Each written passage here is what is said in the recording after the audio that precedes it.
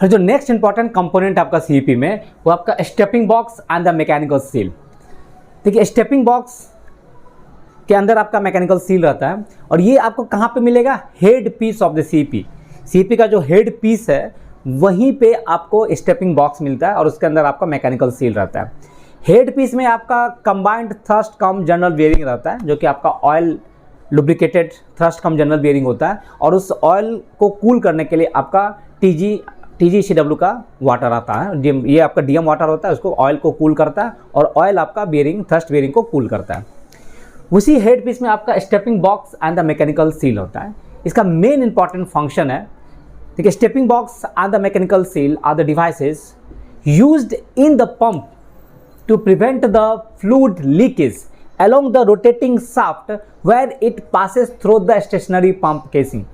यानी क्या होता है कि आपका जो पंप का केसिंग रहता है और आपका एक रोटेटिंग शाफ्ट होता है जिसपे आपका इम्पेलर रहता है, ठीक है। तो ये जो रोटेटिंग शाफ्ट जब पंप के केसिंग में जहाँ पे वो इंटर करता है वहाँ पे थोड़ा सा आपको गैप रहता है और उसी गैप से आपको लीक होने का चांस रहता है फ्लूइड का। वो भी आपका हाई प्रेशराइज फ्लूइड है, तो वो जहाँ पे स्टेशनरी केसिंग और के अंदर आपका रोटेटिंग शाफ्ट इंटर करता है वहाँ पे माइन्यूट गैप रहता है। आप उसको तो पूरा का पूरा कॉन्टैक्ट नहीं दे सकते, नहीं तो आपका रोटेटिंग शाफ्ट रब हो जाएगा, आपका केसिंग रब हो जाएगा ड्यू टू द फ्रिक्शन के कारण। तो वहाँ पे एक स्लाइटली गैप छोड़ा जाता है, हल्का सा गैप होता है और उसी गैप से आपका फ्लूइड लीक होने का चांस रहता है। तो वहाँ पे हम लोग क्या करते हैं कि मैकेनिकल सील का यूज़ कर देते हैं। मैकेनिकल सील का यूज़ करते हैं, कहें कि हम लोग ग्लैंड पैकिंग का भी यूज़ करते हैं ताकि आपका फ्लूइड जो है वो बाहर ना निकले।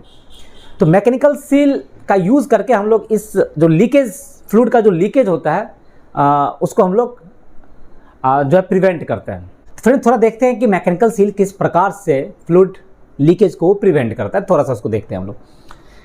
देखिए मैकेनिकल सील क्या होता है कि mechanical seal is a sophisticated device that create a seal using two highly polished flat faces. इसमें आपका दो हाईली पॉलिश्ड फ्लैट फेसेस होता है that are pressed against each other. दोनों फेस एक दूसरे को प्रेस्ड करके रहता है। One flat faces is attach to the rotating element. जो आपका रोटेटिंग एलिमेंट है उस पर एक फ्लैट फेस अटैच रहता है and the second flat faces is attach to the pump casing, जो कि आपका स्टेशनरी एलिमेंट होता है, ठीक है। तो जैसे आपका ये एक रोटेटिंग एलिमेंट है, एक आपका पंप का केसिंग दैट इज स्टेशनरी है, तो एक फ्लैट फेसेस जो होता है वो रोटेटिंग एलिमेंट पे अटैच रहता है और दूसरा फ्लैट फेसेस जो रहता है वो आपका पंप स्टेशनरी, जो पंप का जो केसिंग है स्टेशनरी एलिमेंट है उस पे अटैच रहता है और दोनों एक दूसरे को प्रेस करके रहता है।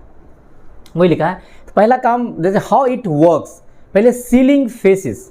The core of a mechanical seal consist of a stationary face.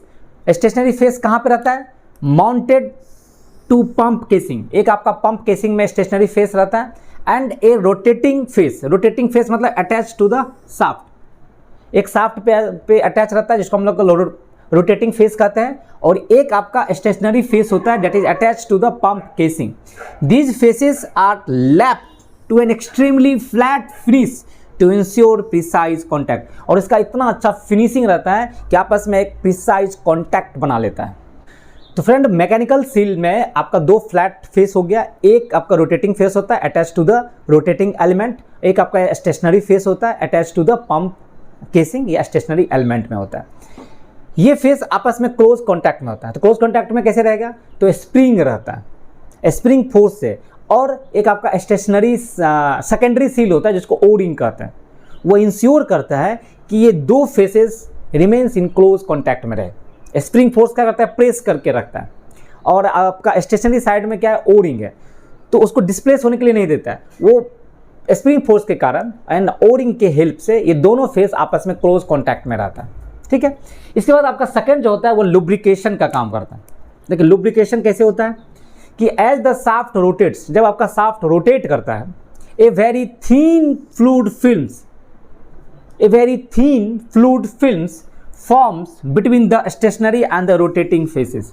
जो आपका स्टेशनरी फेसेस है एंड द रोटेटिंग फेसेस है उसके बीच में एक वेरी थीन फ्लूइड फिल्म, और ये वही फ्लूइड रहता है जिसको हम लोग पंप करते हैं, उसी में से थोड़ा सा फ्लूइड आके दोनों फेस के बीच में एक स्टेशनरी फ्लूइड फिल्म बना लेता है। वेरी थीन फ्लूइड फिल्म बना लेता है ये। एंड दिस फिल्म, इसी फिल्म का बड़ा इंपॉर्टेंट काम होता है। तो this film act as a lubricant, ये आपका लुब्रिकेंट की तरह काम करता है, रिड्यूसिंग फ्रिक्शन एंड बियर। जो फ्रिक्शन एंड बियर होता है उसको आपको रिड्यूस करता है, मेटल टू मेटल कॉन्टैक्ट को अवॉइड करता है, और इस बाद डिसिपेटिंग हीट, और हीट को भी डिसिपेट करता है। जो लुब्रिकेटिंग फिल्म जो दोनों फेस के बीच में बनता है उसका बड़ा इंपॉर्टेंट काम होता है। एक तो मेटल टू मेटल कॉन्टैक्ट को अवॉइड करता है, तो आपका फ्रिक्शन वियर आपका रिड्यूस हो जाता है। उसके बाद हीट जो डिसिपेट करने में भी हेल्प करता है वो। फ्रेंड, जो मैकेनिकल सील का जो इंपॉर्टेंट कंपोनेंट है आपका, वो spring force and the hydraulic pressure होता है। जैसे मैंने आपको बताया अभी कि spring force and the hydraulic pressure from the pumped fluid pushes the seal faces together maintaining contact। ये spring force and the hydraulic pressure के कारण क्या होता है कि आपका जो सील फेसेज होता है वो एक दूसरे को प्रेस करता है, और ताकि वो रिमेन्स इन क्लोज कॉन्टैक्ट में रहे, तभी तो वो लीकेज को प्रिवेंट करेगा। The fluid film between the faces, जो दोनों फेसेस के बीच में जो वेरी थिन फ्लूइड फिल्म बनता है, creates a separating force that balance the closing forces. और ये जो क्लोजिंग फोर्सेस जो उसको लग रहा है उसको बैलेंस करके रखता है, allowing for controlled micro leakage and smooth rotation. इससे आपका लीकेज को भी प्रिवेंट करता है और स्मूथ रोटेशन भी होता है। अगर उसके बीच फुल आपका वेरी थिन फुल फिल्म नहीं बनेगा तो मेटल टू मेटल कॉन्टैक्ट होगा, रब करेगा, आपका हीट प्रोड्यूस होगा, और थोड़ा देर के बाद ही देखिएगा कि कुछ समय बाद ही आपका सील फेस डैमेज हो जाता है और लीकेज शुरू हो जाएगा। फ्रेंड, मैकेनिकल सील यूज़ करने से आपको क्या फ़ायदा मिलता है कि आपका मिनिमल लीकेज होता है, बहुत ही कम लीकेज होगा, या ना के बराबर ही, या पूरा का पूरा लीकेज को ही प्रिवेंट रोक देता है ये। दूसरा, आपका रूटीन मेंटेनेंस होता है वो आपको कम हो जाएगा। एनर्जी एफिशिएंट होता है, क्योंकि इसमें आपका फ्रिक्शन कम रहेगा तो लेस पावर कंज्यूम ये करेगा। तो और इसके बाद रिलायबल भी होता है, लेस साफ्ट बियर, साफ्ट का बियर भी आपको कम होता है। तो इस सारे एडवांटेजेस के कारण हम लोग सीईपी में मैकेनिकल सेल का यूज़ करते हैं। मैक्सिमम आपका जो जहाँ भी पंप है, जैसे आपका TG-ECW पंप दिखेगा या आपको SG-ECW पंप दिखेगा, वहाँ पे आपको ग्लैंड पैकिंग होता है। तो वहाँ ग्लैंड पैकिंग में क्या होता है कि पूरा का पूरा वो प्रिवेंट नहीं कर पाता है लीकेज को, वहाँ से थोड़ा बहुत आपको दिखेगा स्टेपिंग बॉक्स से अब ग्लैंड से आपको पानी निकलता रहेगा। और फ्रेंड, मैकेनिकल सील के लिए एक सीलिंग वाटर जो हम लोग प्रोवाइड करते हैं वो देखिएगा कि उसका 2 या 3 लाइन होता है। जैसे आपका CP का जो कॉमन डिस्चार्ज होता है, जैसे आपका 3 CP है तो तीनों CP का डिस्चार्ज इंडिविजुअल डिस्चार्ज होगा और एक कॉमन हेडर बनाता है। कॉमन हेडर से एक लाइन टैपिंग लेता है, और आपका दिखेगा कि तीनों पंप में आपको मैकेनिकल सीलिंग के लिए वाटर सप्लाई करता है। और ये इस लाइन का बड़ा इंपॉर्टेंट काम होता है।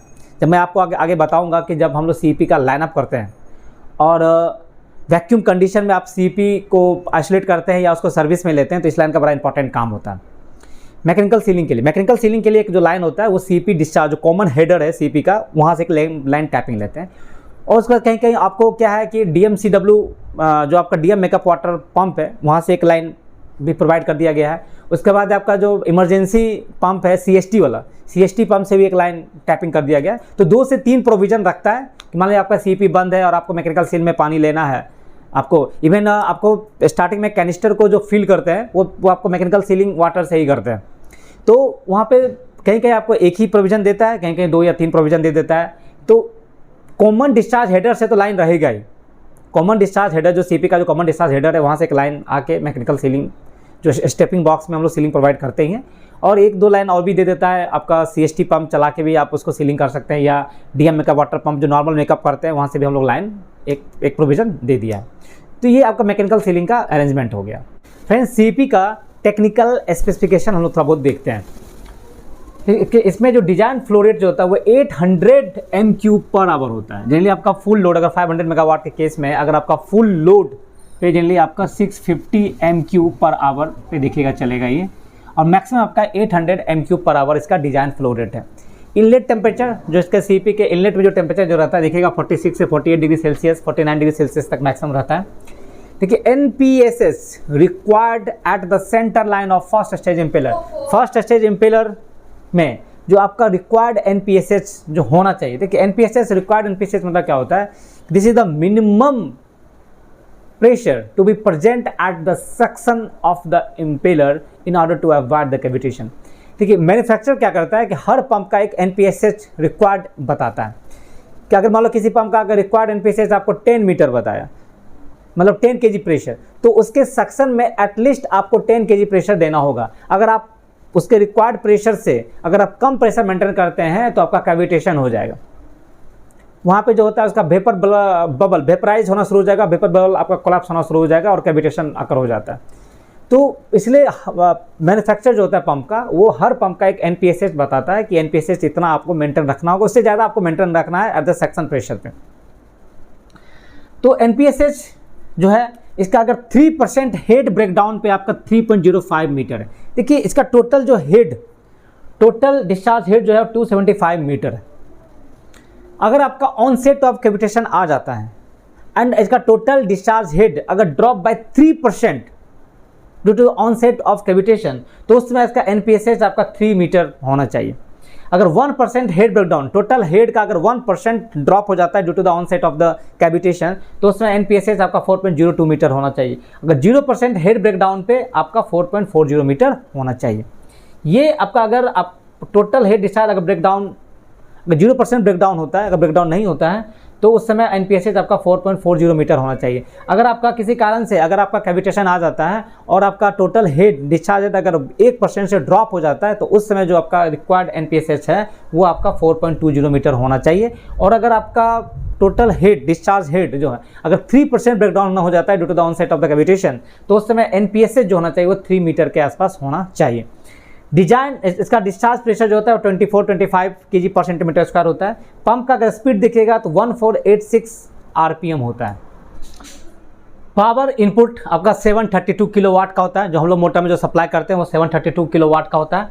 Minimum flow for continuous stable operation, देखिए CP का मिनिमम फ्लो आपको कितना रखना है ताकि वो आपका स्टेबल कंटिन्यूअस ऑपरेशन कर सके, तो 300 MQ पर आवर, इससे ऊपर आपको फ्लो रखना है तभी CP आपका कंटिन्यूअस स्टेबल ऑपरेशन कर पाएगा। अगर इससे आप कम फ्लो मेंटेन करते हैं तो आपका CP ट्रिप कर सकता है।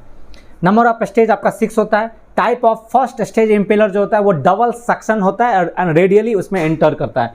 क्रिटिकल स्पीड जो होता है, critical speed, first critical speed in water आपका 3380 RPM होता है, सेकंड क्रिटिकल स्पीड आपका 5798 RPM होता है। ऐसे इसका स्पीड जो होता है बिलो द क्रिटिकल स्पीड होता है 1496 RPM के आसपास होता है, तो वो काफ़ी बिलो द क्रिटिकल स्पीड होता है। ठीक है, तो इस प्रकार से कुछ इसका स्पेसिफिकेशन है।